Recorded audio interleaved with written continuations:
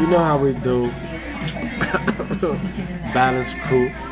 Okay, so introduce yourself. My name is Phoreign. You can find me anywhere with the PH, right? P-H-O-R-E-I-G-N. I know how to spell. I didn't go to college. Only 3 semesters. But we're here. We're all gonna be rich. We're gonna be happy. We're gonna be balanced. Okay, I'm being interviewed by the great Michelle. Michi. Bravo. Best of both worlds.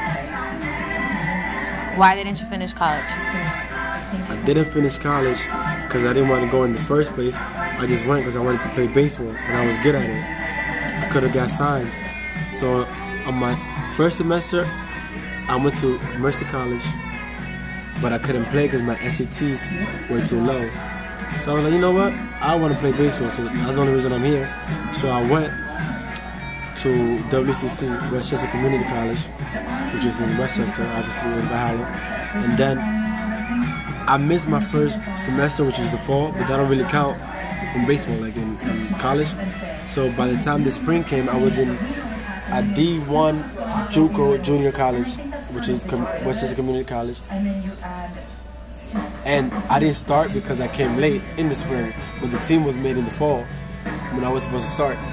So like I was coming off the bench, I still hit like 321, and then going into the fall, that's when the team is about to start again. So you go into the fall, and that's when the team is made. So that fall, I was hitting 375, second base. And then my mom was like, yo, after this you need to get a job or I'm gonna kick you out.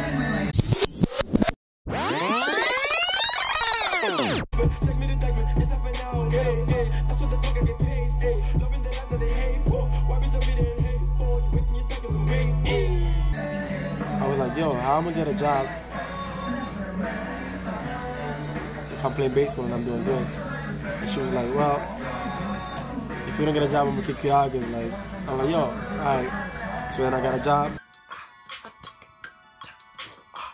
Look, I take a trip in the Uber. Balling like bam, what's my chula?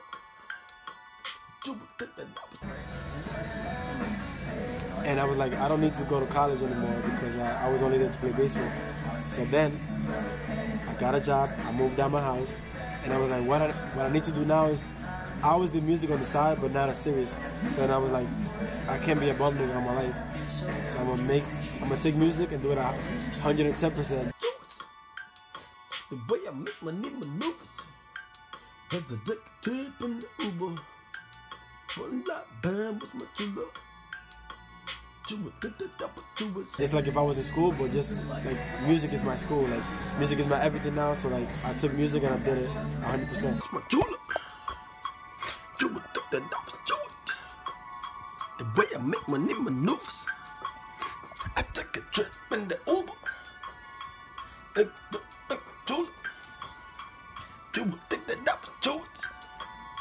The way I make my name maneuvers.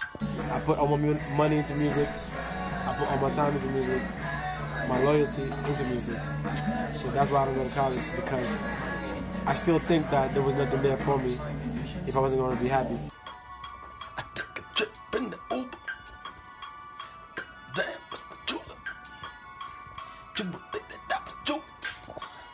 The way I make my name maneuvers.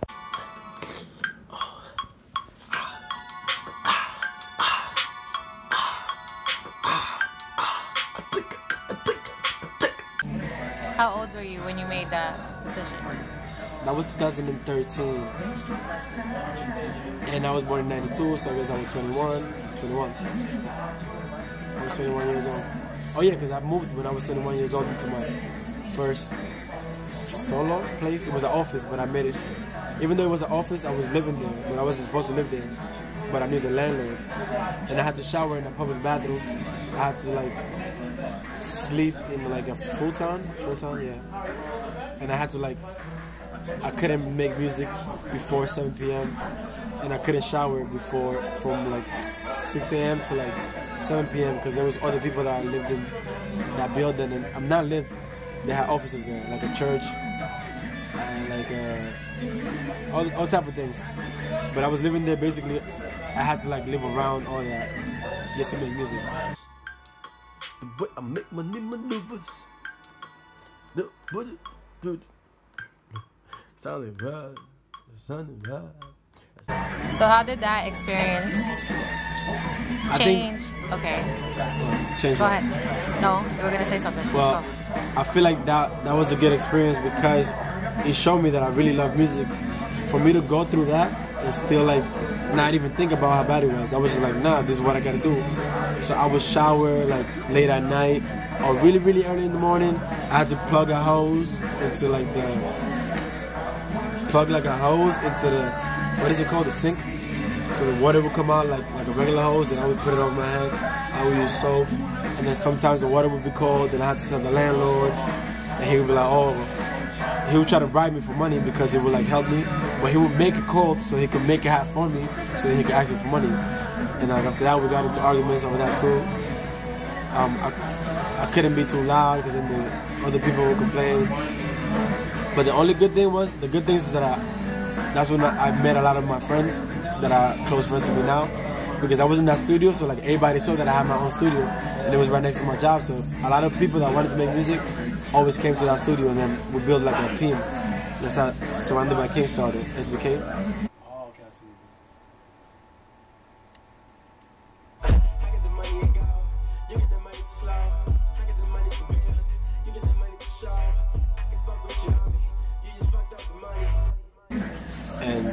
So it was close to my job. That was a good thing. I wasn't going to a real studio. I was doing everything myself. So I was saving a lot of money, and I was able to make clothes. I was able to pay for a lot of things. That was a positives. I had a girlfriend. So since I was always in the studio, I didn't need to go out. So I'm like, I'm just got a girlfriend, so I could chill in the studio because I like her hands. Like that's what I'm saying. A bridge is like right up to the hook, so I could say. And we made a buzz that year. That was 2014, and everybody in the city, they knew about us. It was like hype about the music we were making, the moves, the shows. That was a good year. I don't got a whip, but I got this bitch is crazy. She get me in the bed, but she got me when she hate me. She won't get no date, but she bitching on me lately. Mentally, you need to fix it. I'm from with your homie. Never been in the drama. Almost towards the end, like 3 months before the lease was due, I started renting an apartment in my friend's house because I needed a regular house. Like I couldn't even do dishes. I couldn't go in the sink. I had to go all the way to the bathroom outside. I couldn't go outside if somebody was there. And then I got that, but it was like something made me do it. So then once the lease was due, the owner of the building was like, nah, I can't do it. I can't renew. So that's how I lost the studio.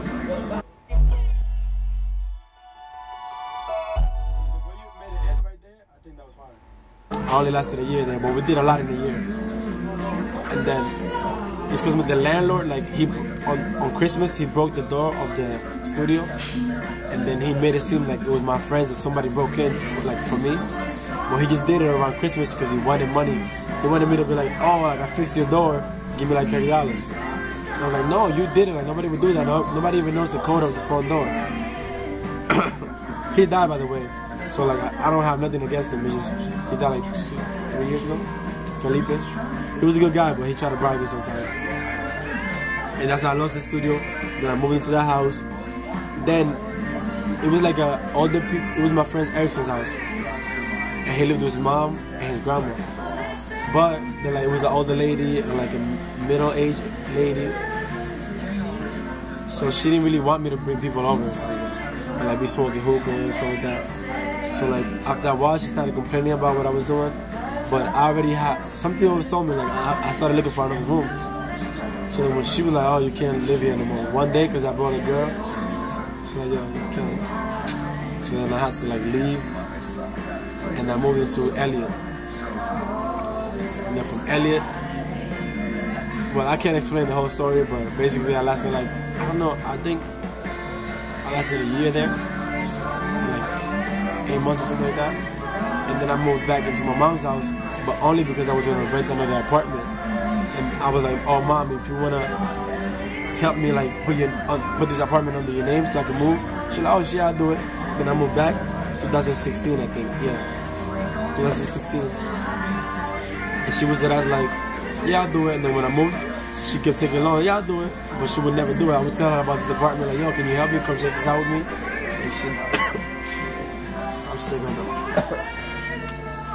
And she would never do it. So then I ended up like living with my mom for like another year. But not because I couldn't live with my mom, but because she like tricked me into like, I didn't have credit. So I had to stay there until like, in 2017, I was, in my mom's house, I was sleeping on the floor. That's why in some of the lyrics you might say, I fuck a bitch on the floor. Because I thought I was doing that. Not because I wanted to, but I had no choice. I appreciate those girls too, because they knew that I was going on the floor. It wasn't out of disrespect, I'm just saying. That was my life. So 2016, I was living with my mom. But that was the latest summer of my life. That was a good summer. So then I kept looking all year round. I never gave up, and I kept like talking to people, interacting. Then I met some girl that she was also looking to move out of her room because she lived with people. So she was looking to get her own apartment. She had good credit, so I moved in with her to Mount Vernon. And that was some good times. But that's also around the time that my mom was going through like paranoia stages and schizophrenia, and my uncle was going through it too. And then dealing with like, this is my first time living with like a girl. Even though we were friends with benefits, like we were supposed to be friends, but then she started liking me too much. Like we wasn't really like going out, moving together. We made an agreement. We made an agreement to live together, but like as friends. But like friends that just like, you know, like I would do me, she would do her. But then she started acting crazy. And like she would complain about, like if I wanted to sleep on my own bed, like she would be like, oh, that's crazy how you didn't like want to sleep with me. I'm like, I want to be with myself. Because that's the reason why I told her we were just friends. The point is, she started complaining about everything. And at the same time, I was seeing a therapist. I was going through anxiety from all the things that were going on, music, my family, money, moving into a new... I was like an hour away from my job. Like I had to like wake up, take the bus. That was like the opposite of what 2014 and 2015 were. In 2016, it's like everything came down in 2017. And then basically I moved out of there because my name wasn't on the lease. So I couldn't fight. When she complained and we argued, I was like, I'm out because I'm not going to take that from nobody.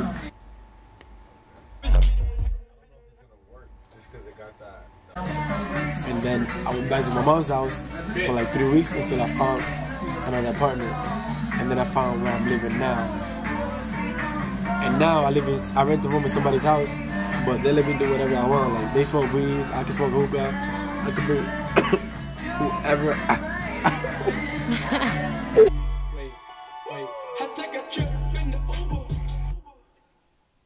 Bring whoever I want, and it's right next to my job too. You just can't make noise if you're a girl. Like, but I can make noise with music and stuff like that. There's no motive. And that's where I'm at now. But throughout that time, since 2014, I made 8 mixtapes. I shot like 13 videos. I did a lot of shows. Okay, wait. So rewind to when you started taking music serious. How did you know what kind of music you wanted to make? What influenced you? Well, I started making music like just playing around 12. Yeah. But like at 21, I already had an idea from like me playing around all the time as a hobby, and just from the artists that I like. I grew up liking like 50 Cent. When I was young, I didn't like Jay-Z because he had beef with 50 Cent, so I didn't like. So I like Eminem, I like 50 Cent, and then I started like I used to like DMX, I used to like Lil Wayne later on once he got with Drake and J. Cole. So I like melody-based like music, and my artists, all the artists that I like could make from like love songs to rap songs, lyrical songs, painful songs. So I already knew that to be the best artist you could be, you had to reach different like type of people, not just like one style. So when I became, well, I used to rap in Spanish at first, but then I was like, what's gonna make me different than an English artist or a Spanish artist? Like nobody has done what I plan to do, which is like be actually respected in Spanish and being like respected in English, which would it be the equivalent to like being like Daddy Yankee and Drake, but at the same time, or like Tego Calderon and Drake at the same time, or like 50 Cent. Anyone you compare it, people that are really like respected, like really make good music in Spanish and English. Like some people might say little words in English and Spanish, but not like a whole like, oh, he just got a Grammy in English, he just got a Grammy. Like nobody has ever done that.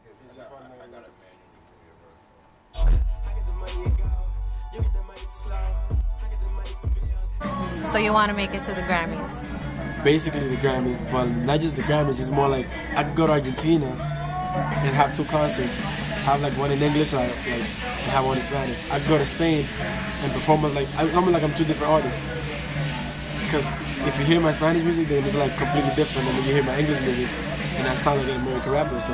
So that's what's gonna separate you from the rest. Like nobody actually has done that in a consistent manner where it's like, wow, like imagine being Michael Jackson and being like Romeo Santos at the same time. Because everybody could be Michael Jackson in English, but nobody could be both, like in 2 different worlds. Think about that. Nobody has done that, and that's what I plan on doing. I don't just plan on rapping. I plan to do all type of music, and that's the type of music that I want to make, just for the world, to inspire people to do better, make people happy, make people like relax. It's almost like therapy. I want to make therapy music, no matter what sound I make, which is aggressive, happy, silly. Like I want to rap about like how I'm living for real. Like sometimes you're gonna hear a corny line because I make corny jokes. Sometimes you're gonna hear like something really deep and serious. Sometimes it's gonna like be fun. Like I want to make me, but put it into music, and I know people are gonna relate. Because me growing up, that's what I related to. When do you feel like you write your best music? When right after I go through something. It could be funny, it could be like, but you catch yourself almost like, oh, I just went through that. That would be a good song. But I guess overall, my best music comes like people that I felt the most, like over like feeling music. I feel like my best music is like when he has feeling, when it's like soulful and he has like real life, not real life because everything is real life, but more like serious matter. Like when I get deep in my thoughts and I really like become vulnerable, that's when people like be like, wow, like I felt that. Like people's favorite songs is when I get deep into like, I guess my real life stuff. But everything's real life. How do you say like more like subject matter that has like painful? Like they love to see like me go through pain because they can relate to it. I guess that's when I make music that's correlated to pain. I guess how do you explain that? Can you help me?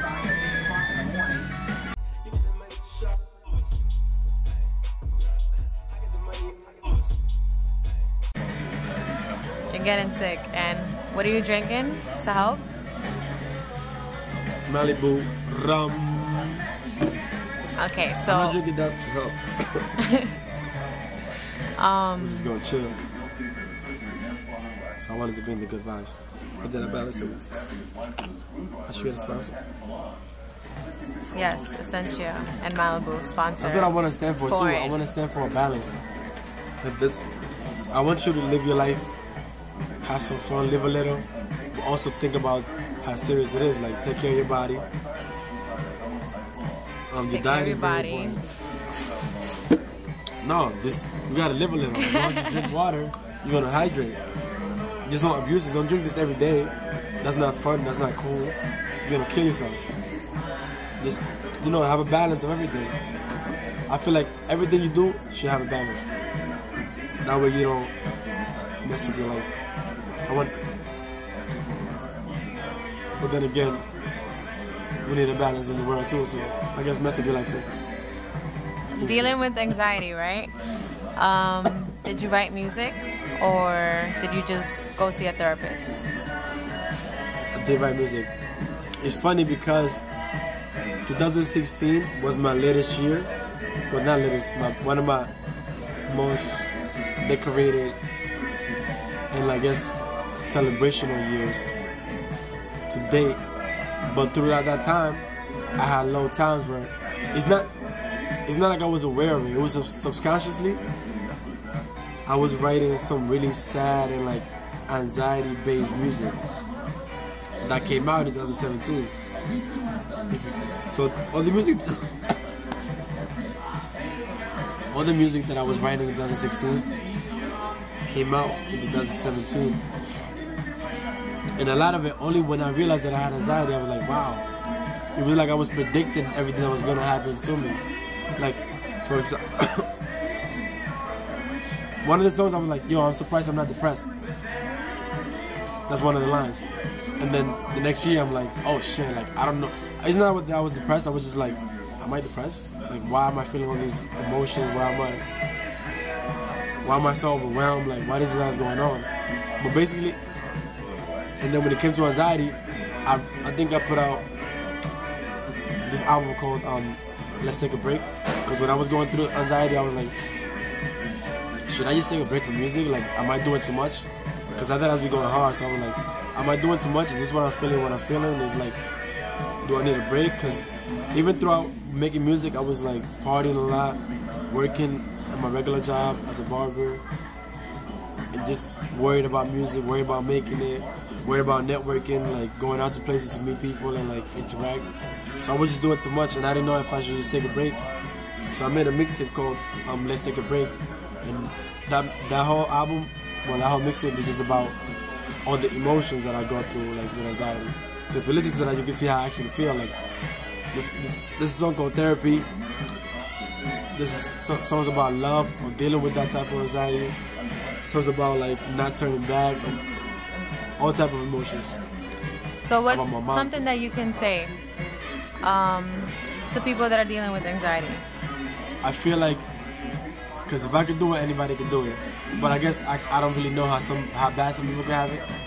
But what helped to me is like, just notice what you were doing that led you to that anxiety or to that breakdown, to that mental, like, because I see it as a muscle. Like, you know, when you work out too much and you hurt yourself, you stop working out and it heals again.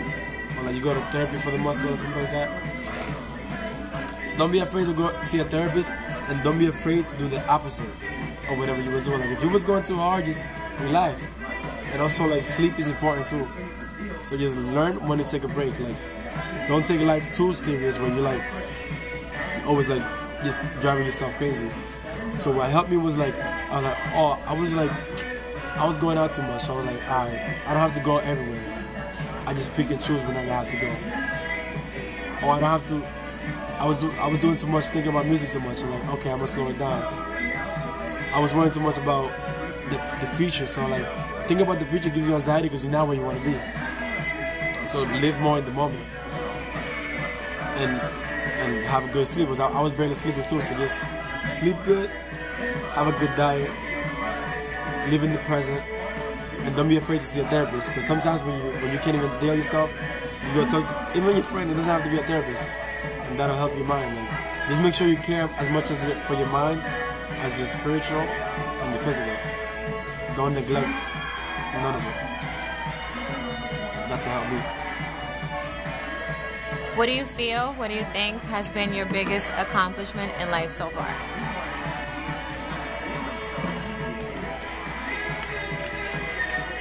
Boy, there's a lot.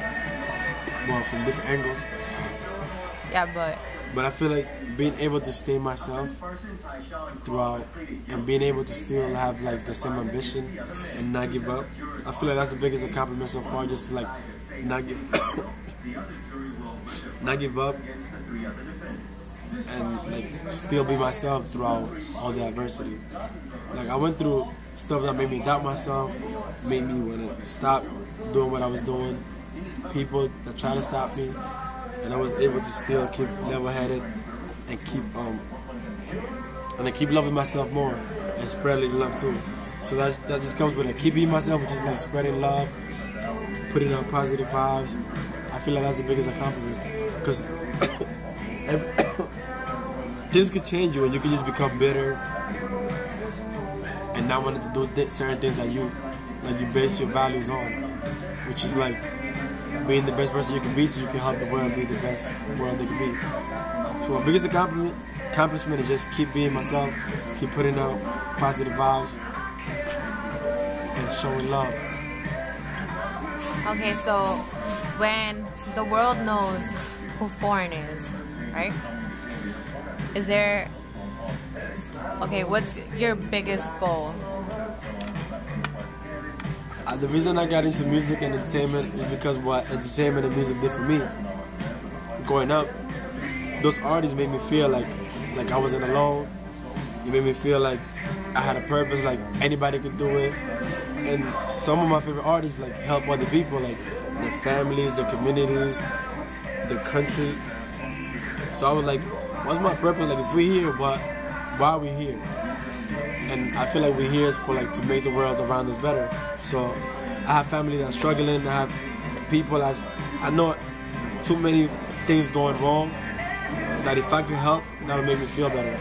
So like I want to be remembered as somebody that just made your day better, made your life a little bit better, made you laugh, entertained you, took your mind off problems, made you relate like you wasn't alone, inspire you to be a better person, or motivate you to go get some money, just reach your goals. Like I want to be almost like just a positive source, I guess, of energy. If I just want to be something that made the world better with that. But I'm using music and entertainment as my, how do you say that? My way to get there, to get the message across. Okay, so have you thought about like